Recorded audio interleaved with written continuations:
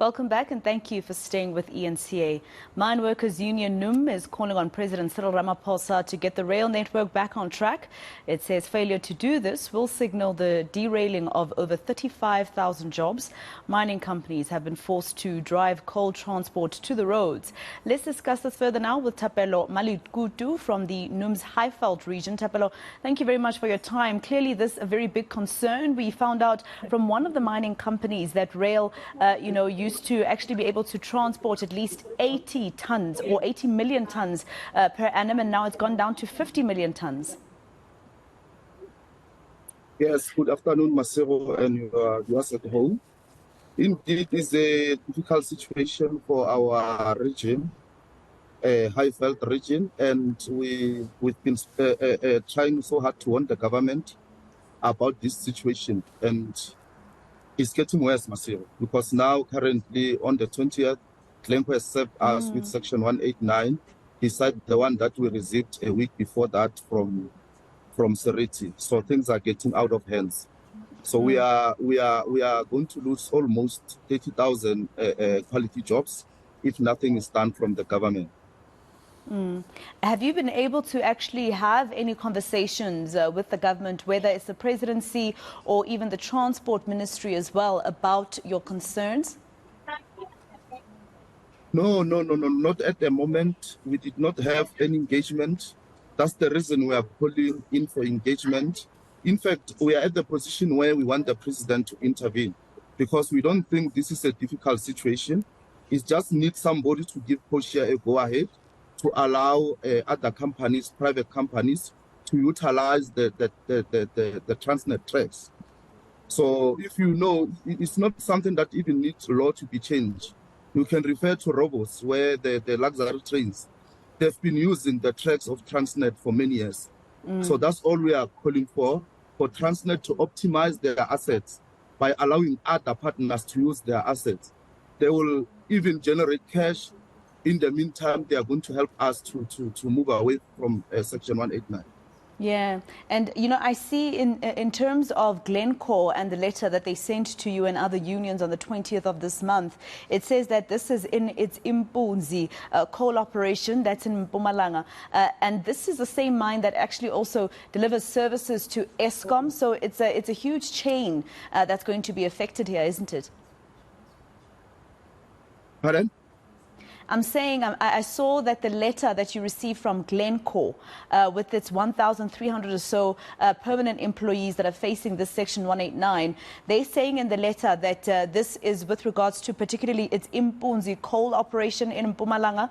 This is a coal operation that supplies to Eskom as well. So I'm just saying to you, or asking you rather, how bad this is in terms of the larger chain that it's going to affect, not just the workers at Impunzi, but also in terms of its contract with Eskom.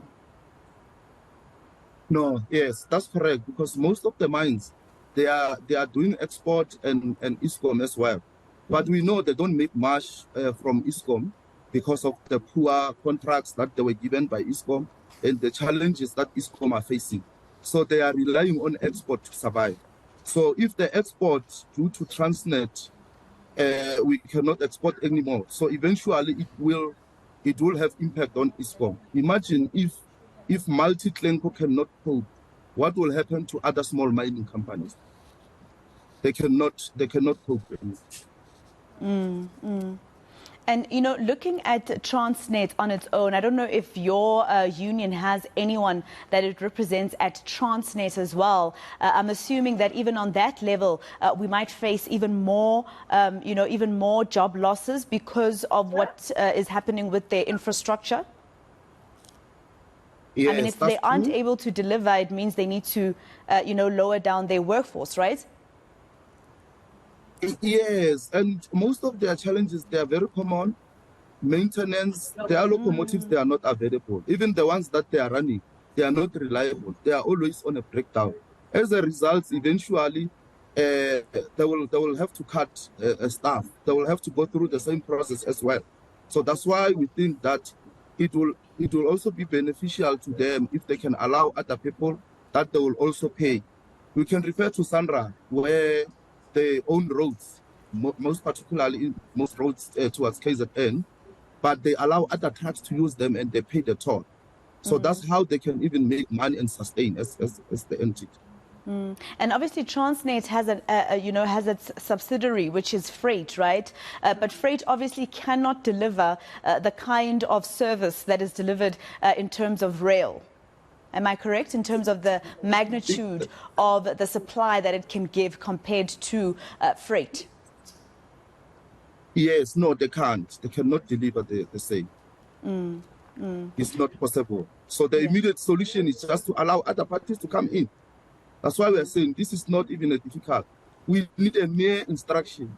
Praveen must get instruction from Ramaphosa to the CEO of Transnet to say, allow other people, like ourselves. What is Mpumalanga going to be without coal?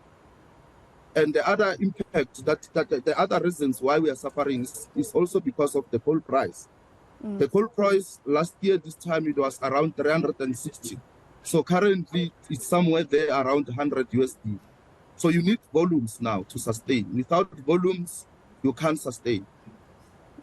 And just very quickly, Thapelo, in terms of both Seriti and now Glencore, which workers is this going to affect the most? Is it going to be the drivers, that are supposed to, assist with transporting all the goods after getting it from rail like they used to? Who exactly have they cited to be affected in their workforce?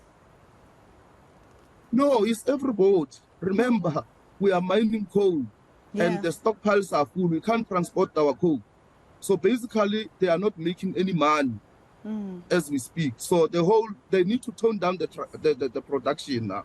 If they were producing 50,000 monthly, now they must move to 25. They will switch off some of the plants. So it will be every boat will be impacted from the mine.